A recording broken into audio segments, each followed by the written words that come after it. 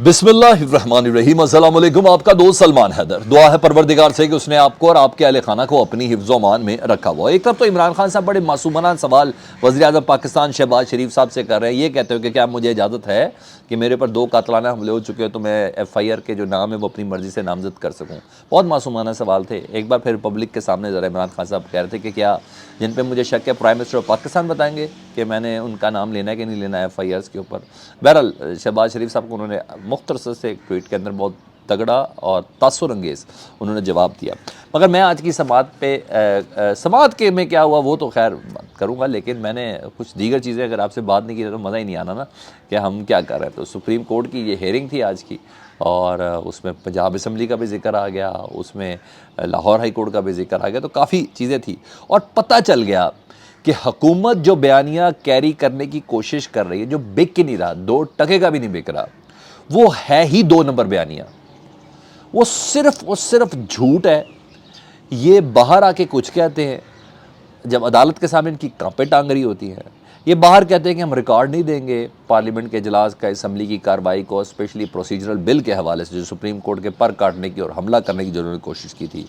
और आपको बड़े अच्छे याद है शाहिद खाकान अब्बासी की तकरीर भी आपको याद है, ख्वाजा आसिफ की भी तकरीर आपको बड़े अच्छे से याद है, ख्वाजा सादर रफ़ीक की तकरीर भी आपको याद है। ये सारे एडिया उठा के, जिस तरह के बोना आदमी हमेशा एडी उठा के बात करता है क्योंकि उसने इदारे को नुकसान पहुँचाना है ना, तो वो बाहर कुछ और करते हैं, अंदर कुछ और करते हैं। तो ये कहते थे कि जी हम असम्बली इजलास की रिकॉर्डिंग देंगे ही नहीं, रिकॉर्ड देंगे ही नहीं सुप्रीम कोर्ट को। सुप्रीम कोर्ट ने मांगा हुआ था। बल्कि हम कहते हैं चीफ जस्टिस अपने जजेस के दरमियान जो गुफ्तगू हुई है उसका रिकॉर्ड हमें दें, जो जजेस के इजलास के अंदर गुफ्तगू होती है इन चैम्बर, उसका हमें रिकॉर्ड दें। यानी यहाँ तक बदतमीज़ी की अपनी इंतहा थी, मुनाफकत थी ना। बाहर कह रहे रिकॉर्ड नहीं देंगे, मीडिया पर आकर कहते रिकॉर्ड नहीं देंगे। यही नहीं, सुप्रीम कोर्ट के बाहर खड़े होकर आज समात के बाद भी कह रहे हमने रिकॉर्ड नहीं देना।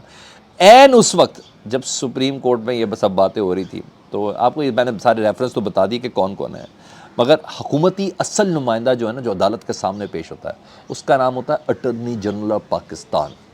इसने हुकूमत की नुमाइंदगी करनी है, हुकूमत के मौक़िफ़ को सामने लेके पेश करना है। ना इसकी बात टाली जा सकती है, ना इसकी बात इनकार की जा सकती है। इसने पॉलिसी स्टेटमेंट देनी होती है हुकूमत की तरफ से, और इसकी कहीं भी बात अगर गलत हो जाए तो वो तौहीन अदालत के ज़ुमरे के अंदर आती है।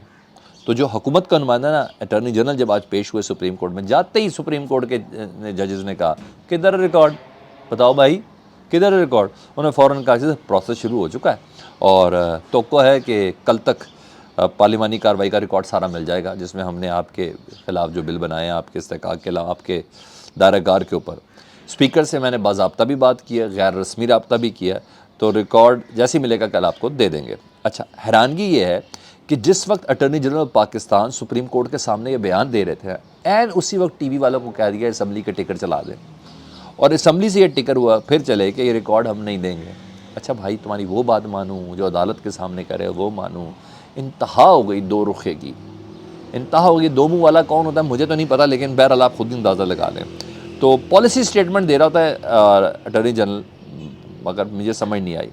और हाँ, ये 3 रुकनी बेंच के साथ भी तो यही कर रहे हैं। अदालत में पेशियों पे लंदन के एयरपोर्ट पे उतर के, लंदन से एयरपोर्ट से आने के बाद मीडिया के सामने 80 नहीं मान देते 3 रुकनी बेंच नूं, फिर उसके सामने सारी पेश भी हो जाते हैं, उसके सामने दलाइल भी देते हैं, उसके सामने अटॉर्नी जनरल को भी पेश करते हैं, उसके सामने फ़ारूक नाइक भी आ जाते हैं, उसके सामने ख्वाजा साद रफ़ीक भी आ जाते हैं। ये सब बातें बाहर कहते हैं कि हम नहीं पेश करते। तो आज भी इन्होंने यही किया है। मतलब ये बाजी डराने की कोशिश है ना, बाजी डर की बाजी, हाँ, बाजी डराने की कोशिश करते हैं, अंदर जाते बाजी के पैर पड़ जाते हैं। मुझे इसके अलावा समझ नहीं आया। तो आज के ज़रा जजिस समात के हवाले से मैंने कहा ज़रा 1-2 जुमले में बता दूँ। छाई रही हैं जी जस्टिस आयशा मलिक आज, उन्होंने पूरी पोजीशन बताई अदालत की, अदालत का रुख बताया, उन्होंने जजेस का रुख बताया, इस केस का फ़ैसला क्या करने जा रहे हैं 3 हफ्तों बाद ही सही, अदालत इस केस को किस तरीके से देख रही है। 3 हफ्तों के लिए मुलतवी तो की अदालत ने ये समात, और लेकिन यह भी बताया कि 3 हफ्तों के बाद बहुत तेज़ी से ये केस सुनेंगे और 1 हफ्ते के अंदर इसको निपटा भी देंगे। सबसे पहले आज दरख्वास्त दी थी ना अटॉर्नी जनरल के फुल कोर्ट बना दिया जाए, तो जस्टिस आयशा मलिक ने कहा फुल कोर्ट का फैसला आपको अच्छा लग रहा है लेकिन 3 रुकनी का कबूल नहीं है, मतलब फुल कोर्ट आप हुकूमती फ़ायदे के लिए बनवाना चाहते हैं। साथ ही उन्होंने काजी फायज़ ईसा साहब, इसका मतलब क्या, काजी फायज़ ईसा साहब के जो सो कॉल्ड कहा जाता है कि 6-7 जजेस उनके साथ हैं, उन्होंने कहा अच्छा वो उसके साथ मिलकर कोई गेम बनाना चाह रहे हैं। उन्होंने कहा आप हुकूमत को फ़ायदा बनवाने के लिए बनाना चाहते हैं। अच्छा जी, और दलाल, मुझे इशारा सिर्फ काजी फायज ईसा साहब की तरफ लगा, मुझे क्यों ऐसा लगा। अच्छा, और दलाइल उन्होंने कहा कि हम उस पर दें। अटॉर्नी जनरल ने तस्लीम किया आज सुप्रीम कोर्ट के सामने कि जो सुप्रीम कोर्ट जो रूल्स है ना उसमें तरमीम फुल कोर्ट कर सकती है। ठीक है जी। तो अदालत ने कहा कि सवाल कानून का नहीं है, और ये मेरा ख्याल है एजाजुल हसन साहब ने कहा, उन्होंने कहा सवाल कानून का नहीं है, सवाल है इख्तियारात का, आपने हमारे इख्तियारात पर काम डाला है, तो ऐसे नहीं भागने देंगे आपको। उसी पर दलाल ने जिन इख्तियारात पे आपने काम डाला है। जस्टिस मुज़ार नकवी साहब ने बोला कि आर्टिकल 91 के होते हुए कानून साजी कैसे की जा सकती है। 1992 में ये होता था कि सदर की इजाज़त दरकार होती थी। जस्टिस आयशा ने कहा कि सुप्रीम कोर्ट का कोई भी जज कोई भी मुकदमा सुन सकता है। क्या हुकूमत चाहती है कि अदालत के अंदरूनी बहस सामने आए, यानी आप फुल कोर्ट बना के वो जो फिर रात को जो छापे लगाए जाते हैं प्राइम टाइम के अंदर, उन्होंने कहा आप लोग ये चाहते हैं अंदर की बहस सामने आए। जस्टिस एजाजुल हसन ने कहा अगर यही कानून सूबाई असम्बलियाँ पास कर दें, पंजाब असम्बली पास कर दें, तो 60 जो जज हैं लाहौर हाई कोर्ट के, फुल कोर्ट उनका होगा। मैंने कहा क्या बात कर रहे हो यार, इधर हर जज को वही इस्तेहकाक हासिल है। अच्छा जी, ये भी हो गया। और बेंच बनाना, अदालत ने कहा, सारे जजेस ने कहा, सिर्फ और सिर्फ चीफ जस्टिस का सवाबदीद है जिसके ऊपर आप चल रहे हैं। पर अदालत ने डायरेक्शन तय कर दी है, अदालत ने बता दिया कि वो फैसला क्या देगी, और 3 हफ्ते के बाद समाअत मुलतवी है, फिर सुना जाएगा और 1 हफ्ते में इसको ख़त्म कर दिया जाएगा। लेकिन हाँ, मुझे ये बदमाशी लगती है जो गवर्नमेंट दिखा रही है। मैं नहीं समझता इससे बड़ी को बदमाशी होने के लिए बंदे का क्लीन शेव होना ज़रूरी नहीं है, उसकी दाढ़ी भी हो सकती है। मुझे ये बदमाशी के अलावा कुछ नहीं। अत्ता तारड़ साहब उसी सुप्रीम कोर्ट के बाहर आके बताऊं क्या कह रहे हैं, रफ़ीक तारड़ साहब के पोते हैं,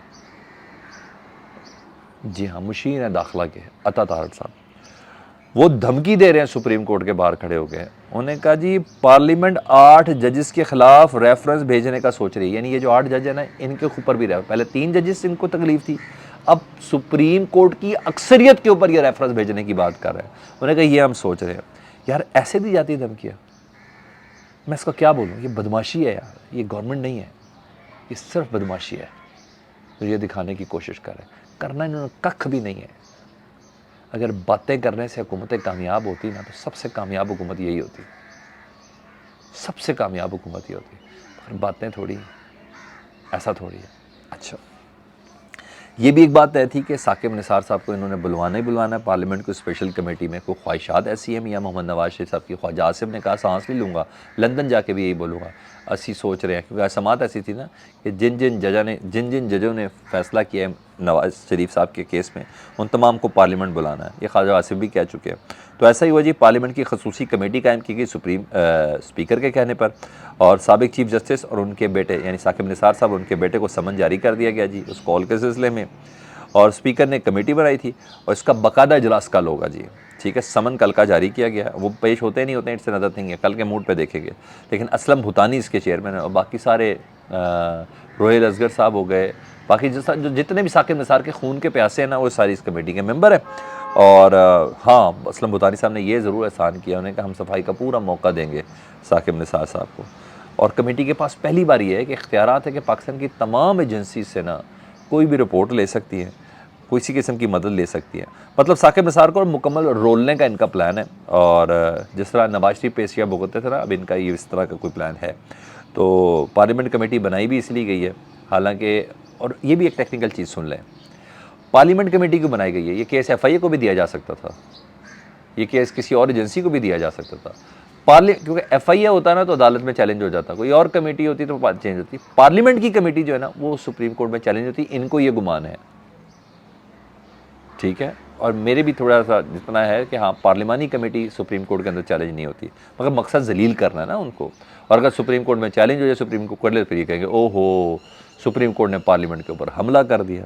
तो ये बेसिकली ये है कि इस्तेहकाक कमेटी को चैलेंज नहीं कर सकते, इनको ये ऐसा लगता है कि जो कमेटी बनाई गई है बड़ा सोच समझ कर ये साजिश हो रही है और ये सारा काम हो रहा है ताकि अदालत को फंसा लें। अगर अदालत बीच में आए, नहीं आए तो साकिब निसार का बदला तो पूरा हो ही जाएगा मियाँ मोहम्मद नवाज शरीफ साहब का। तो इस ज़हन के साथ आपने इसको देखना है। और हाँ, साथ साथ महाजरे भी कर रहे हैं ना, वो ढक्के छुपे वाले चक्कर में ना वो लुक्का छुपी कर ही जा रहे हैं साथ साथ। वो महाजरा किस तरीके से, एक तरफ 8 रुकनी बेंच आज समाअत कर रहा था, और उस 8 रुकनी बेंच के एक मेंबर मज़ार अली अकबर नकवी साहब, उनके लिए स्पेशल इजलास बुलाया गया था पब्लिक अकाउंट्स कमेटी का। स्पेशल उन्हीं के लिए इजलास बुलाया गया था जी।